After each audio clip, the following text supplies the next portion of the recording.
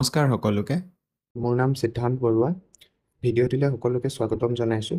আজি আমি দশম শ্ৰেণীৰ গণিতৰ যিটো ট্ৰিগনমেট্ৰি চেপ্টাৰ আছিলে, সেই ট্ৰিগনমেট্ৰি চেপ্টাৰটোৰ পৰা আমি 8.3 এক্সাৰচাইজৰ কুৱেশ্যন নম্বৰ 5খিনি কৰিবলৈ ওলাইছোঁ। আৰু এই কুৱেশ্যন নম্বৰ 5ত যদি আমি ভালকৈ চাওঁ, তেন্তে ইয়াতে কৈছে যে তলৰ অভেদকেইটা প্ৰমাণ কৰা যদিহে ইয়াত কোনবিলাক সূক্ষ্ম কোণ বা যাৰ বাবে অভেদকেইটা সংজ্ঞাবদ্ধ হয়। তাৰমানে আমি ইয়াতে বেচিকেলি কৰিম কি LHS ইকুৱেলছ টু RHS আমি প্ৰুভ কৰিব লাগিব।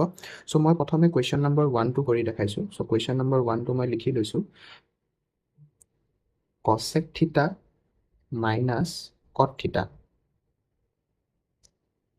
যিটো আমি প্ৰুভ কৰিব লাগে 1 মাইনাছ কছ থিটা 1 প্লাছ কছ থিটা। এইটো আমি প্ৰুভ কৰিবৰ বাবে প্ৰথমতে আমি কিছুমান ফৰ্মুলাছ বা আমি কিছুমান সূত্ৰ জানিব লাগিব। সেই ফৰ্মুলাখিনি হৈছে যে সাইন থিটা ইকুৱেলছ টু 1 বাই কছেক থিটা হয়। এইখিনি ফৰ্মুলা আমি ইয়াতে ইউজ কৰিবলগীয়া হ'ব। আৰু কছ থিটা ইকুৱেলছ টু 1 বাই চেক থিটা।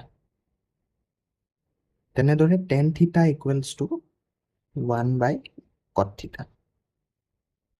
চ' ইয়াৰে পৰা যদি আমাক কেতিয়াবা সুধি লয় যে কছেক থিটাটো কি হ'ব, তেন্তে আমি এইটো ক'ব পাৰিম যে 1 বাই সাইন থিটা। সেইটো আমি ক্ৰছ মাল্টিপ্লাই কৰিও উলিয়াই ল'ব পাৰোঁ। যদি গোটেইখিনি আমি মনত থ'বলৈ প্ৰয়োজন নাই, আমি অকল সাইন কছ টেন এই তিনিটা মনত থৈ ল'লে হৈ যায়।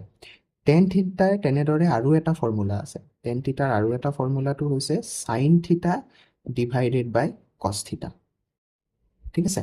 চ' এতিয়া আমি চাওঁ যিটো আমাক প্ৰমাণ কৰিবলৈ দিছে। চ' এই প্ৰমাণ কৰিবলৈ দিয়া যিটো আমাৰ প্ৰথম কুৱেশ্যন হৈছে, তাতে যদি আমি ভালদৰে চাওঁ, ভালদৰে চালে আমি দেখিম যে আমাৰ যিটো লেফ্ট হেণ্ড ছাইড, সেই লেফ্ট হেণ্ড ছাইডটো আমি ৰাইট হেণ্ড ছাইডৰ সমানত আমি প্ৰুভ কৰিব লাগিব। চ' আমাৰ লেফ্ট হেণ্ড ছাইডটো আমি লিখি লওঁ কছেক থিটা মাইনাছ কট থিটা স্কুৱেৰ। চ' এইটো আমি লিখি লৈছোঁ আমি লেফ্ট হেণ্ড ছাইডটো। চ' ইয়াতে যদি আমি চাওঁ, আমাৰ ৰাইট হেণ্ড ছাইডত মষ্টলি আমাৰ কছ আছে। চ' আমি যিহেতু ৰাইট হেণ্ড ছাইডত কছ আছে, লেফ্ট হেণ্ড ছাইডটোকো আমি কছলৈ কনভাৰ্ট কৰিবলৈ আমি ট্ৰাই কৰিম। তাৰ বাবে আমি এই ফৰ্মুলাখিনি আমি ইউজ কৰিম। চ' আমি এই প্ৰথম ফৰ্মুলাটোৰ পৰা আমি লিখিব পাৰোঁ যে কছেক থিটা equals to 1 by sine theta. চ' সেইটোৱে আমি কৰিম যে কছেক থিটাৰ ঠাইত আমি লিখি দিলোঁ 1 বাই সাইন থিটা। ঠিক তেনেদৰে কট থিটা হৈ গৈছে আমাৰ 1 বাই টেন থিটা। আমি ইয়াৰে পৰা লিখিব পাৰোঁ যে কট থিটা equals to 1 by tan theta. আৰু আমি জানো যে টেন থিটা ইকুৱেলছ টু, আমি যদি চাওঁ, সাইন থিটা বাই কছ থিটা। চ' আমি টেন থিটাৰ ঠাইত লিখিব পাৰোঁ সাইন থিটা বাই কছ থিটা, যিটো হৈ যাব কট থিটা ইকুৱেলছ টু কছ থিটা বাই সাইন থিটা। ঠিক আছে। চ' আমাক মানে যিখিনি ফৰ্মুলা আছে গোটেইখিনি আমি মনত নথলেও হয়। আমি যদি প্ৰথমৰ চাৰিটা যদি আমি মনত থ'ব পাৰোঁ, এই প্ৰথমৰ চাৰিটা যদি আমি মনত থৈ ল'ব পাৰোঁ, তেন্তে আমাৰ গোটেইখিনি এক্সাৰচাইজত থকা কুৱেশ্যন আমি সুন্দৰভাৱে কৰিব পাৰিম। ইয়াৰে উপৰিও কিছুমান ফৰ্মুলা আছে, সেইখিনি আগলৈ যেতিয়া আমি কৰি গৈ থাকিম, মই কৈ গৈ থাকিম। চ' এতিয়া আমি আগবাঢ়োঁ। যিহেতু কট থিটা ইকুৱেলছ টু মই পাই গ'লোগৈ, কট থিটা ইকুৱেলছ টু মই পালোঁ যে কছ বাই সাইন। চ' মই ইয়াত লিখিম কছ থিটা বাই সাইন থিটা, আৰু স্কুৱেৰ বাহিৰত থাকিলে। নেক্সট আমি কি কৰিম, এই সাইন থিটা আৰু সাইন থিটাৰ মাজত আমি LCM লসাগু ল'ব লাগিব। চ' LCM যদি লওঁ, আমাৰ এইটো সাইন থিটাই হৈ যাব। আৰু আমি জানো যে যদি তলত ছেইম হয়, তেন্তে ওপৰতো আমাৰ ছেইমেই হ'ব, একেই থাকিব আমাৰ 1 মাইনাছ কছ থিটা, 1 মাইনাছ কছ থিটা।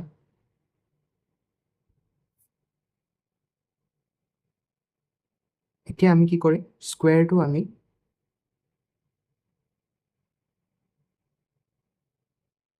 দুয়োফালে আমি স্কুৱেৰটো কি কৰিলোঁ, আমি ডিভাইড কৰি দিওঁ। তাৰে পিছত ট্ৰিগনমেট্ৰিত আৰু এটা ফৰ্মুলা আছিলে, ফৰ্মুলাটো হৈছে সেইটো সাইন থিটা সাইন স্কুৱেৰ থিটা প্লাছ কছ স্কুৱেৰ থিটা ইকুৱেলছ টু 1 হয়। চ' ইয়াৰে পৰা মই চাইন স্কুৱেৰ থিটা ইকুৱেলছ টু 1 মাইনাছ কছ স্কুৱেৰ থিটা লিখিব পাৰোঁ, হয়? তো এতিয়া মই কি কৰিম, এই আমাৰ তলত থকা চাইন স্কুৱেৰ থিটাটোক, আমাৰ তলত থকা এই চাইন স্কুৱেৰ থিটাটোক আমি এই ফৰ্মুলাটোৰে আমি এই সূত্ৰটোৰে আমি তাক ৰিপ্লেচ কৰিম। চ' যদি আমি তাক ৰিপ্লেচ কৰোঁ তেন্তে আমি তাক 1 মাইনাছ কছ স্কুৱেৰ থিটা আমি লিখিব পাৰিম। আৰু ওপৰত যেনেদৰে আছে আমি তেনেদৰে ৰাখিম, ওপৰত একো এতিয়া চেঞ্জ নকৰোঁ। এতিয়া এই যিটো তলত আমি লিখিলোঁ 1 মাইনাছ কছ, তাক মই 1 স্কুৱেৰ মাইনাছ কছ স্কুৱেৰ থিটাও লিখিব পাৰোঁ, কিয়নো কাৰণ এইটো 1 স্কুৱেৰটোক যদি মই ছল্ভ কৰোঁ তেন্তে মই 1 পাম। চ' সেইকাৰণে মই তাক 1 স্কুৱেৰো লিখিব পাৰোঁ, আৰু ওপৰত যেনেদৰে আছে আমি তেনেদৰে ৰাখিলোঁ 1 মাইনাছ কছ থিটা হোল স্কুৱেৰ।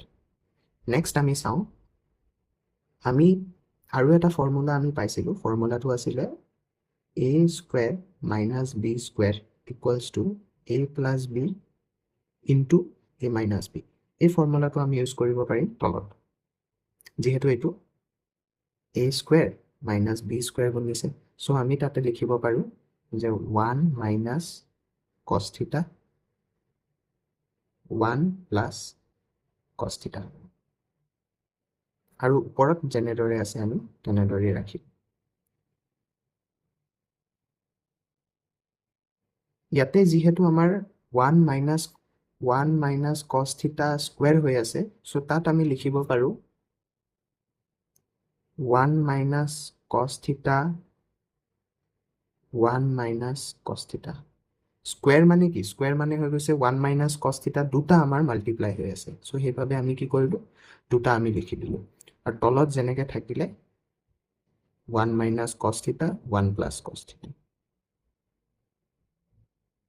চ' এতিয়া যদি চাওঁ আমি 1 মাইনাছ কছ থিটা 1 মাইনাছ কছ থিটা আমাৰ কেঞ্চেল হৈ গ'ল। তো আমাৰ থাকিলে 1 মাইনাছ কছ থিটা ডিভাইডেড বাই 1 প্লাছ কছ থিটা, যিটো আমাৰ RHSৰ ইকুৱেল হয়। কাৰণ আমি জানো আমাৰ RHSটো কি আছিলে, RHSটো আছিলে 1 মাইনাছ কছ থিটা 1 প্লাছ কছ থিটা। চ' আমি শেষত লিখিব পাৰোঁ যে LHS ইকুৱেলছ টু RHS। চ' এইখিনি বস্তু তাৰ বাবে আমি মেইন হৈ গৈছে আমাৰ এই ফৰ্মুলাখিনি। এইকেইটা যদি ফৰ্মুলা আমি জানো, এই ফৰ্মুলাখিনি জানিলে আমি ধুনীয়াকৈ আমি কৰিব পাৰিম। এই ফৰ্মুলাখিনিৰ পৰাই আমি ক্ৰছ মাল্টিপ্লাই কৰি আমাক যেনেকৈ দৰকাৰ হয় আমি তেনেকৈ তাক কনভাৰ্ট কৰি ল'ব পাৰিম। আৰু তাৰে উপৰি আৰু এটা আমি ফৰ্মুলা মনত থ'ব লাগিব, যিটো হৈছে চাইন স্কুৱেৰ থিটা প্লাছ কছ স্কুৱেৰ থিটা ইকুৱেলছ টু 1। আৰু তাৰে পৰা আমি যোনটো আমাৰ যেনেকৈ দৰকাৰ হয় আমি তেনেকৈ তাক কনভাৰ্ট কৰি উলিয়াই ল'ব পাৰিম। চ' এইটোৱে আছিলে আজি আমাৰ প্ৰথম যিটো আমাৰ কুৱেশ্যন আছিলে, কুৱেশ্যনটোৰ চলিউশ্যন। আশা কৰিছোঁ আপোনালোকে এই চলিউশ্যনটো চাই ভাল পালে। ধন্যবাদ।